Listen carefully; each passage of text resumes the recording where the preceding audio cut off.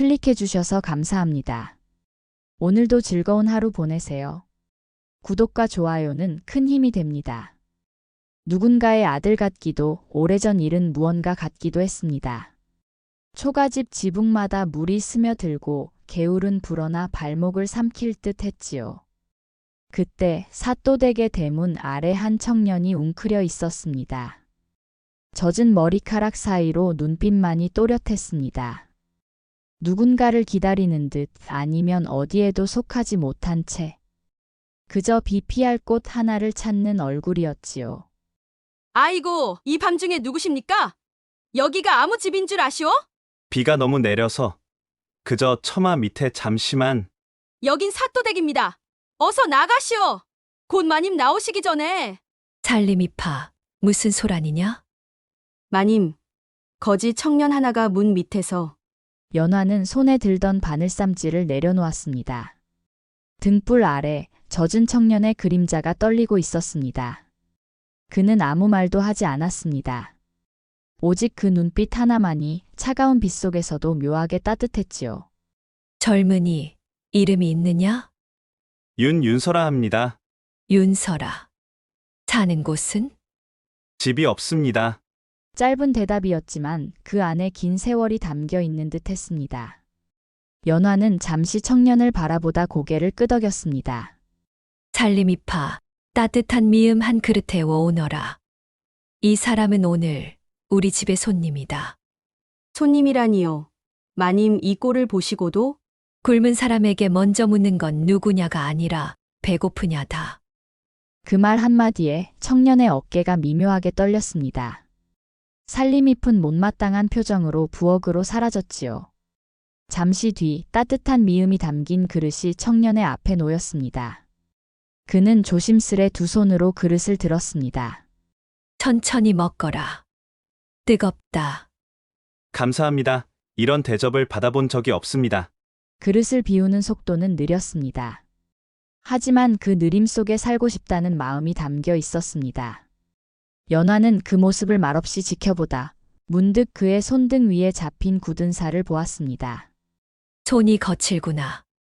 장정인데 일은 해본 듯하구나. 예, 나무를 하고 짐을 나릅니다. 하지만 빚을 져서 다 잃었습니다. 그는 시선을 내리지 않았습니다. 자신의 처지를 숨기려는 기색도 없었습니다. 단지 더 이상 잃을 것이 없는 사람의 눈빛이었지요. 몸이 젖었구나. 이대로면 병이 들겠다. 살림이파, 욕실물을 데워라. 이 사람 목욕을 시켜야겠다. 마님, 그럴 순 없습니다. 천한 몸을 어찌? 누가 천하고 귀하냐, 살림이. 더러운 건 옷이지 사람이 아니다.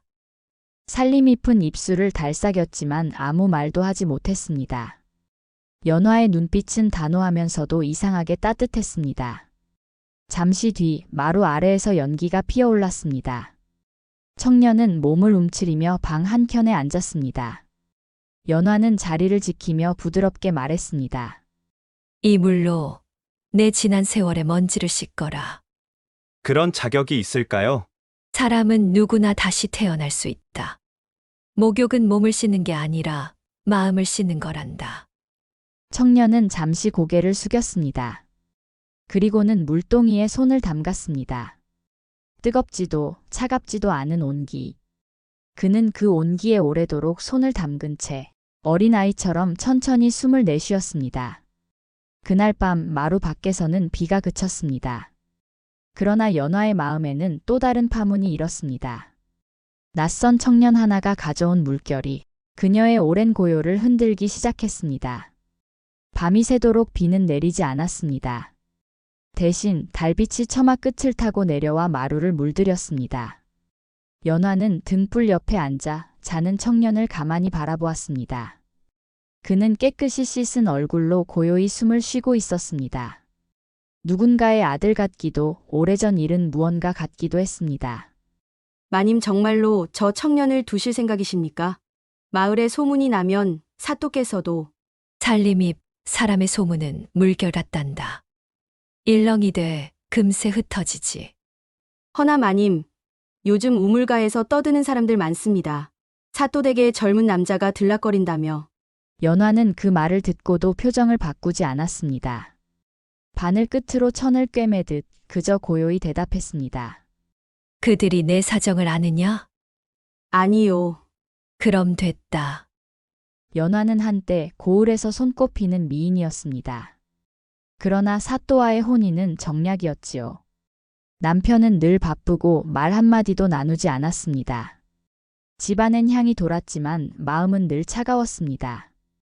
그런 연화에게 처음으로 사람 냄새를 느끼게 한 존재가 바로 그 젖은 청년 윤서였습니다. 다음 날 아침 윤서는 일찍 일어나 마당을 쓸었습니다. 낯선 손이 잡은 빗자루였지만 동작은 부드러웠습니다. 새벽부터 일어나 쓸고 있느냐? 은혜 입은 몸이라 가만히 있을 수가 없습니다. 은혜라니. 그런 말 마라. 사람이 사람을 거둔 게 무슨 은혜냐?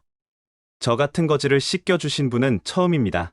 연화는 잠시 웃었습니다. 하지만 그 웃음 뒤에는 묘한 떨림이 있었습니다. 마치 오래 닫혀있던 마음이 서서히 문을 여는 듯 했습니다. 사또댁 마님이 말이야. 젊은 사내를 거뒀대. 밤마다 불빛이 꺼지지 않는다더라. 세상 참 말도 많지. 그 마님이 그런 분이 아닌데. 소문은 바람을 타고 퍼졌습니다. 진실은 늘 조용히 숨고 거짓이 먼저 말을 얻는 법이지요. 그 소문은 결국 사또의 귀에도 들어갔습니다. 연아, 그대에게 묻겠소. 대문 안에 들인 사내가 누구요? 길 잃은 청년입니다. 비를 피하러 온 이를 내칠 수 없었습니다. 그대는 사또댁 안주인이다.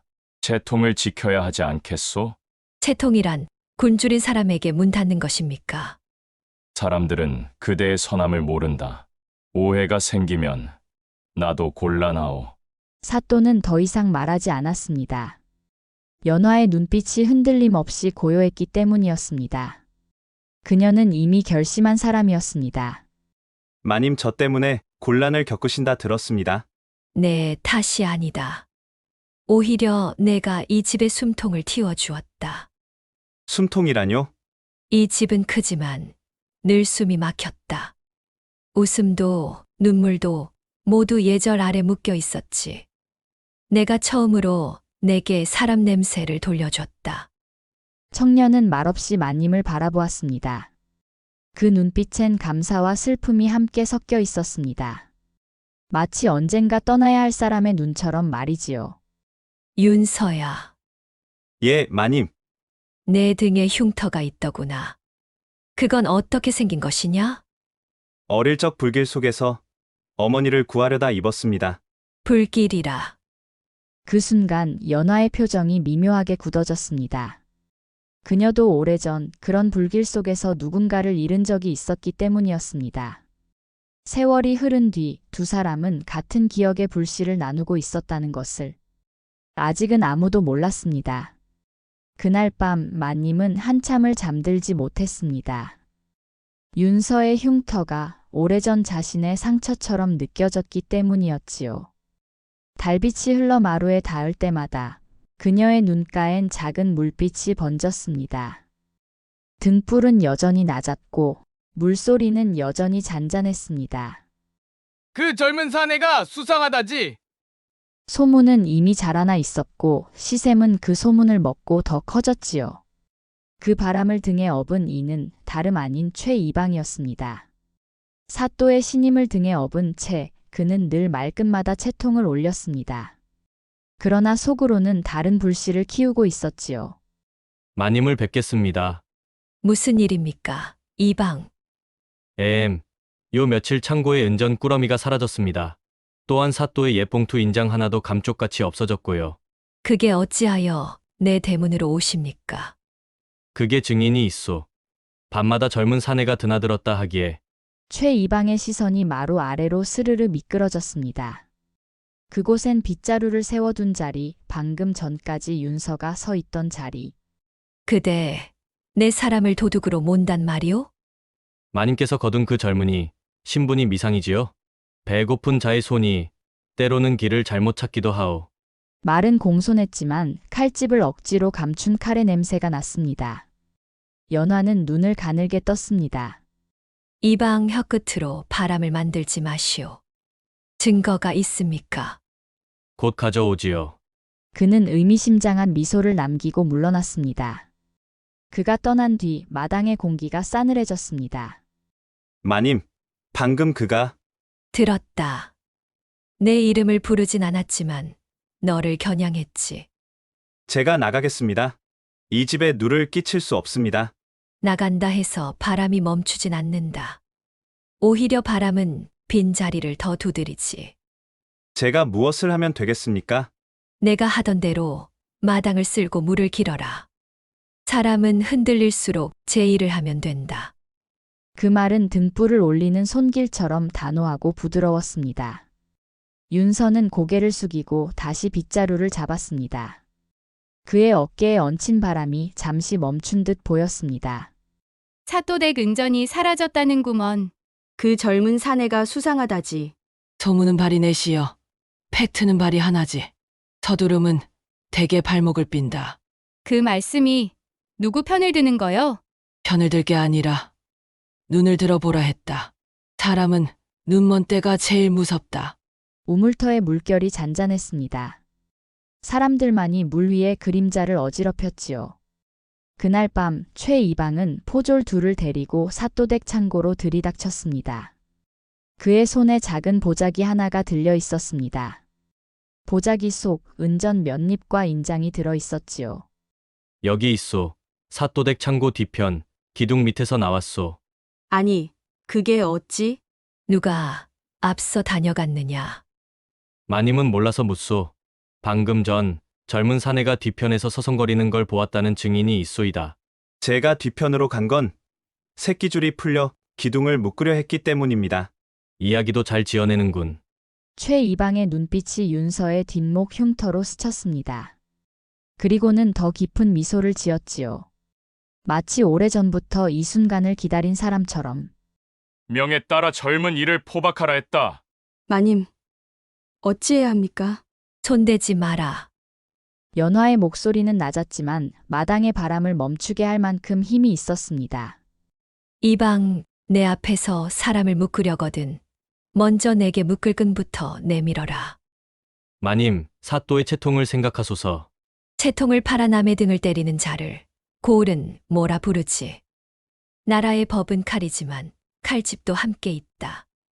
오늘은 칼을 꺼낼 이유가 없소. 그 밤 별들은 유난히 높았습니다. 포졸들은 서로 눈치를 보았습니다. 최 이방은 이를 악물었지요. 내일 장에 나가 대질시키겠소. 증인을 불러 그 사내를 지목하게 하겠소. 좋다. 내일 장마당 한가운데서 모든 것을 가리자. 장터는 사람의 심장이 모이는 곳입니다. 좋다 나쁘다, 옳다 그르다, 그 모든 맥박이 여기서 뛰지요. 연화는 흰 겹옷을 입었습니다. 윤서는 깨끗이 씻은 얼굴로 그녀 뒤를 따랐습니다. 여기 보시오. 사또댁의 은전과 인장을 훔친 도둑이 있어. 증인, 앞으로. 그 밤에 창고 뒤편에서 저 사내를 본 것 같소이다. 본 것 같소라. 얘 어둑해서 확실히 보았느냐?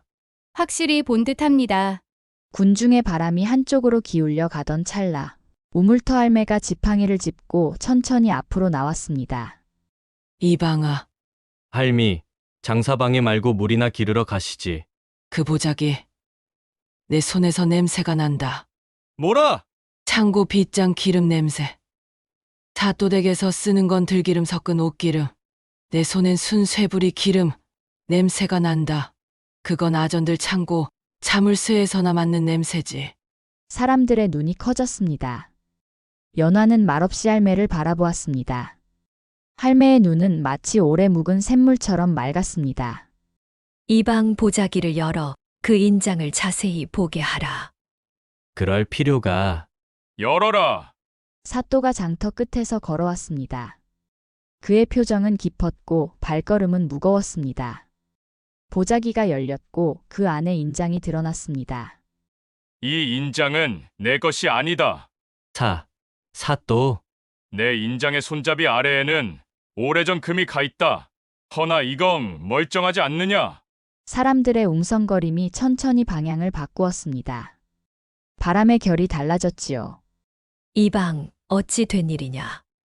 그것은 어제 창고 뒤에서 분명히 갈고지른 소문이 길을 잃게 만들면 대체로 그 길은 혀끝에서 시작한다.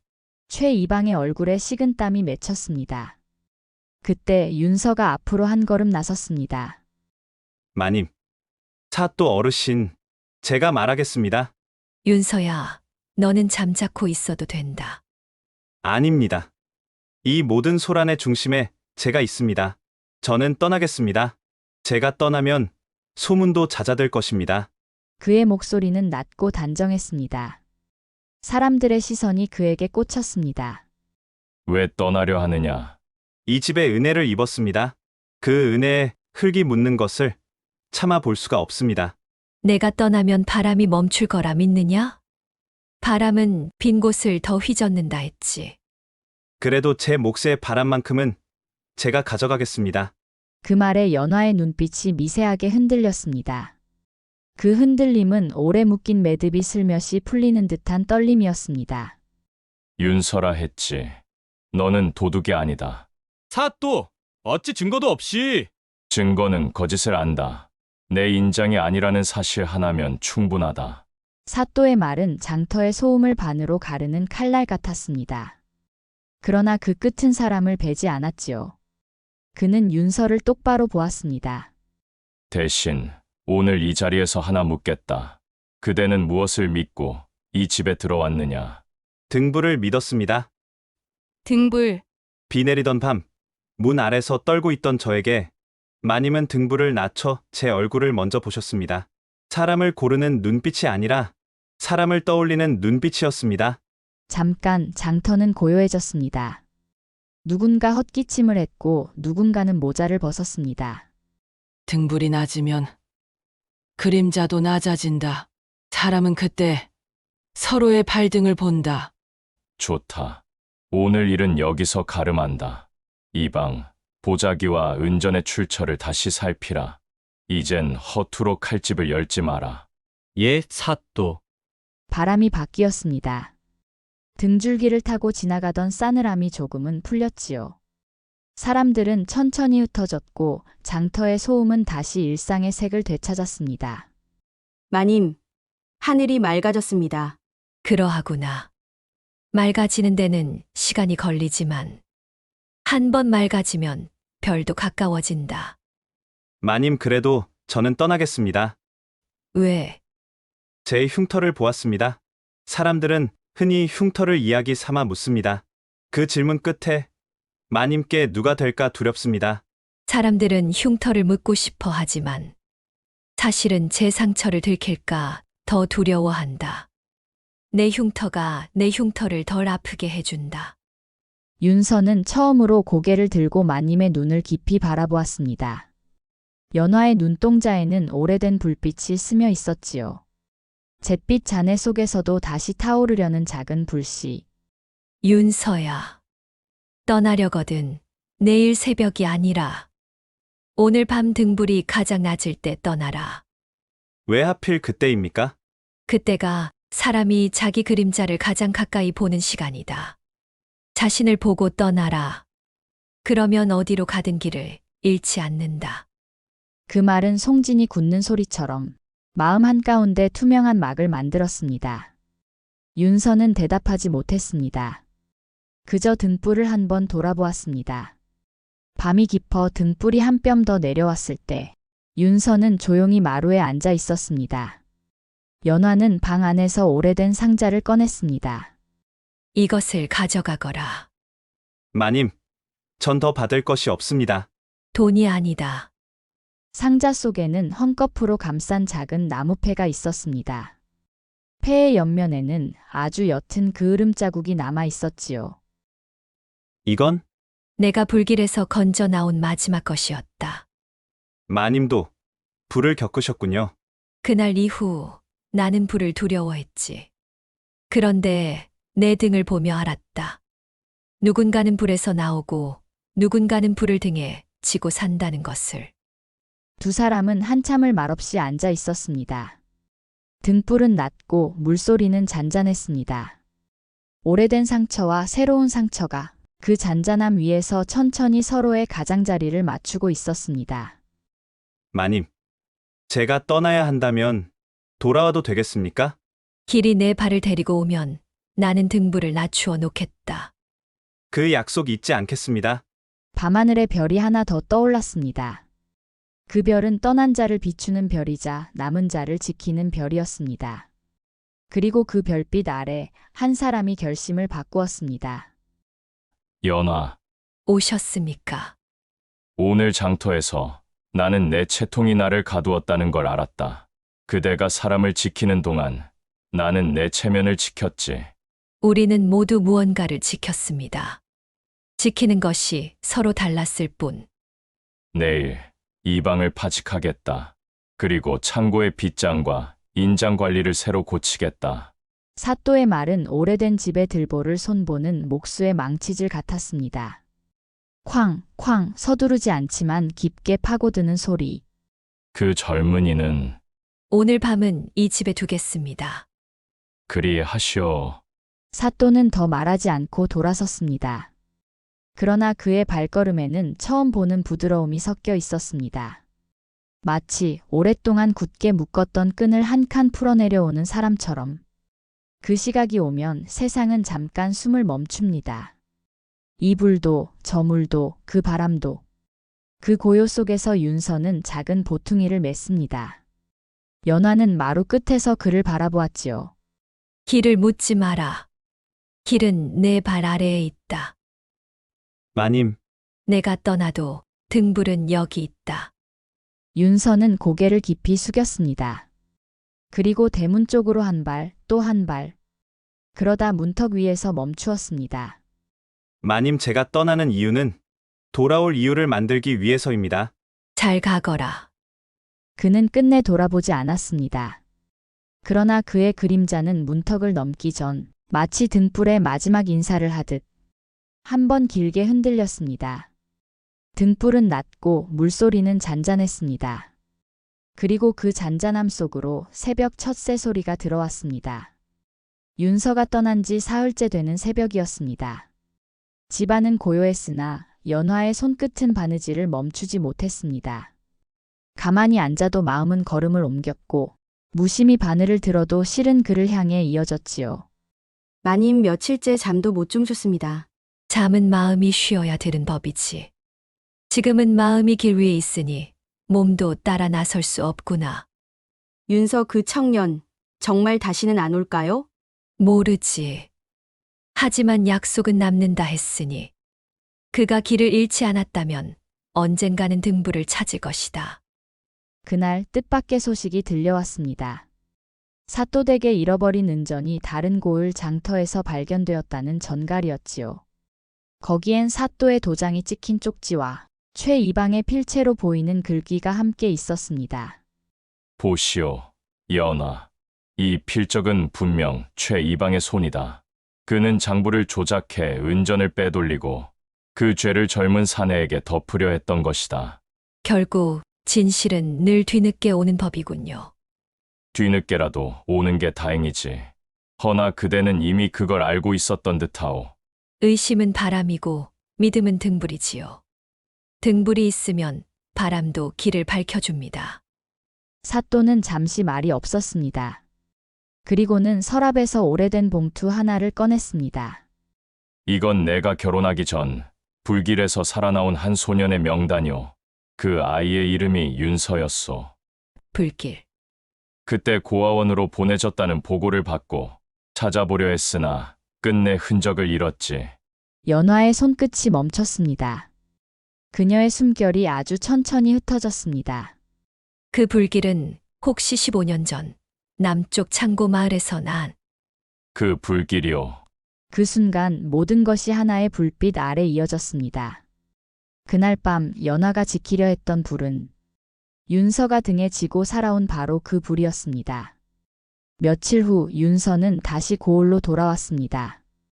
길 위에서 떠돌다 마침내 자신이 돌아올 이유를 찾아낸 것이지요.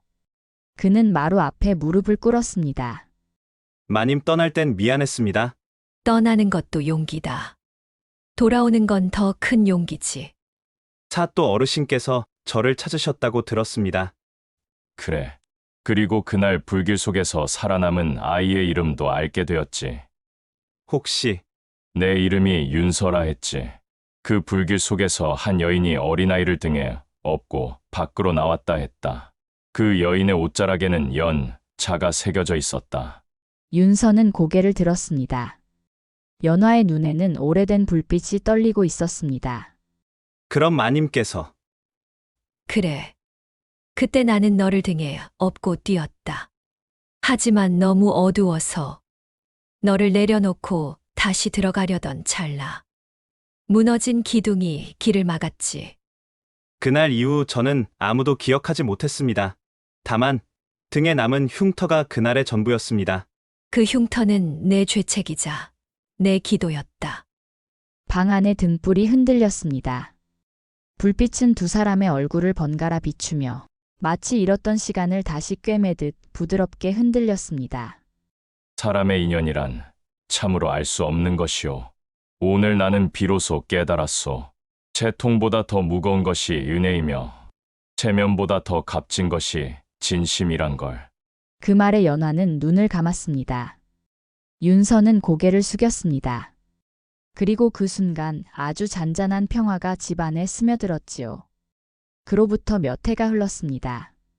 고을의 사람들은 더 이상 소문을 만들지 않았습니다.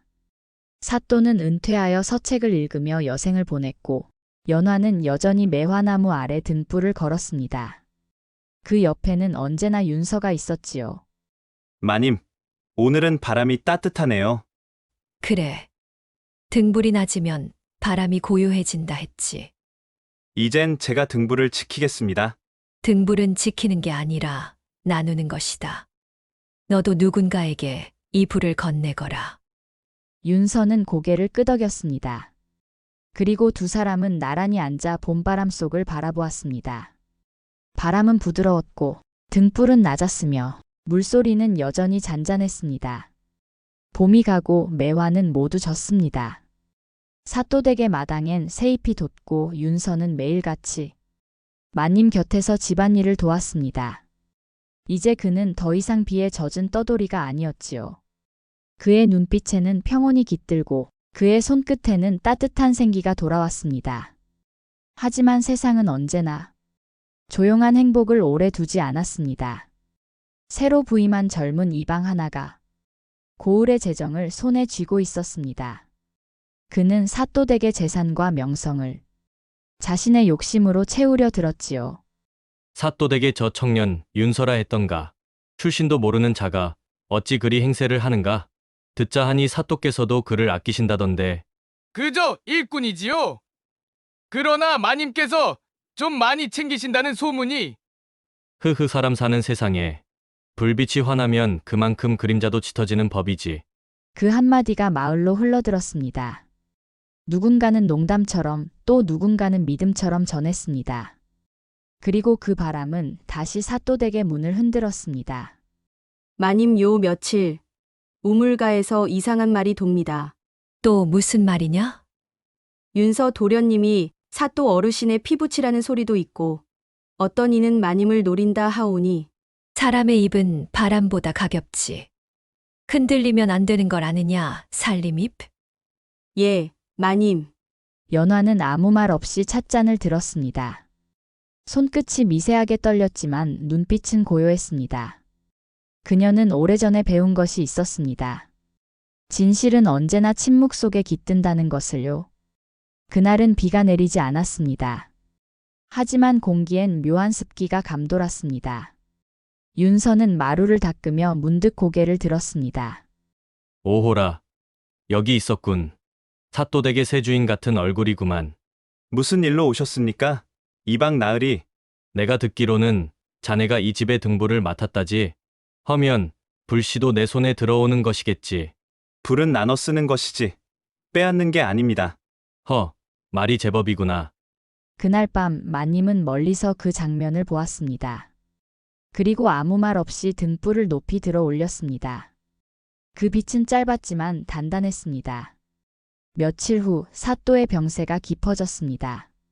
한낮에도 등불을 켜야 할 만큼 그의 숨결은 가늘고 약했습니다. 윤서는 마루에 엎드려 그의 곁을 떠나지 않았습니다. 윤서야, 내가 내 곁에 있구나. 예, 어르신. 잠시도 비우지 않겠습니다. 사람의 목숨은 등불과 같지. 기름이 닿으면 꺼지지.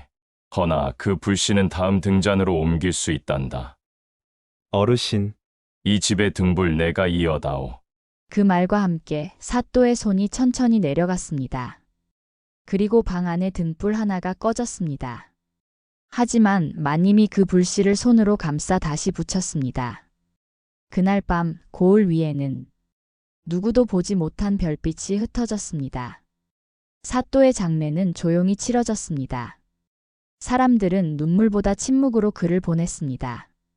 윤서는 묵묵히 관을 메고 산길을 걸었습니다. 비가 내리지 않았지만 그의 어깨 위엔 무언가 무겁게 내려앉아 있었습니다. 도련님, 이제 어찌하실 겁니까? 불은 남았습니다. 그 불이 꺼지지 않게 제가 지키겠습니다. 그의 눈빛은 깊었고 손끝엔 여전히 상처가 남아 있었습니다. 하지만 그 상처는 더 이상 부끄러움이 아니라 약속이었지요. 시간이 흘러 사또댁엔 새 바람이 불었습니다. 이 방은 좌천되었고 고을 사람들은 다시 평화를 되찾았습니다. 윤서는 여전히 마님의 곁에 있었습니다. 하지만 그들의 마음에는 이제 말로는 닿지 않는 거리 하나가 생겨 있었습니다. 윤서야, 이제 이 집은 너무 크구나. 마님, 전 떠날 수 없습니다. 사람이란 머무는 법보다 떠나는 법을 배워야 하지. 내 불빛을 세울 곳을 찾아가야 한다. 마님께서 제 등불이셨습니다. 그렇다면 이제 내가 누군가의 등불이 되어 주거라. 그날 밤 윤서는 마루 끝에 걸린 등잔을 내려 자신의 손으로 옮겼습니다. 그 불씨를 작은 등불에 옮겨 담고 문 밖으로 나섰습니다. 산길 위로는 안개가 흘렀고 멀리 또 다른 집들의 불빛이 점점이 떠 있었습니다. 그는 고개를 숙이며 중얼거렸습니다. 등불이 낮으면 바람도 잔잔하다 하셨지. 그는 천천히 걸어갔습니다. 그가 남긴 발자국 위로 달빛이 내려앉았습니다. 그리고 그 길 끝에는 또 하나의 집, 또 하나의 사람, 그리고 새로운 불빛이 기다리고 있었습니다. 몇 해가 흐른 뒤 사람들은 여전히 사또댁 이야기를 전했습니다. 그 집의 마님은 사람을 살린 분이요. 그 청년은 은혜를 빛으로 갚은 자라. 고을 어귀엔 아직도 낡은 등불 하나가 걸려 있습니다. 바람이 불어도 비가 내려도 그 불빛은 꺼지지 않았습니다. 그 아래엔 나무패 하나가 매달려 있었지요. 연 진흙 속에서도 맑게 피는 등불. 그날의 불길은 사라졌지만 그 불씨로 피어난 따뜻한 인연은 끝내 꺼지지 않았습니다. 세상은 종종 사람을 불 속에 던집니다. 그러나 어떤 불은 태우기 위해, 또 어떤 불은 새로 빛나게 하기 위해 존재합니다. 그리고 언젠가 누군가의 등불이 되어 다시 만나게 되지요. 오늘 밤 이야기는 그 등불 한 자락의 이야기였습니다. 등불은 낮고 물소리는 잔잔했습니다. 그리고 당신의 마음에도 이제 작은 불씨 하나가 피어납니다. 이야기를 들어주셔서 감사합니다. 야담원을 구독하시면 더 재미있는 이야기를 들으실 수 있습니다. 감사합니다.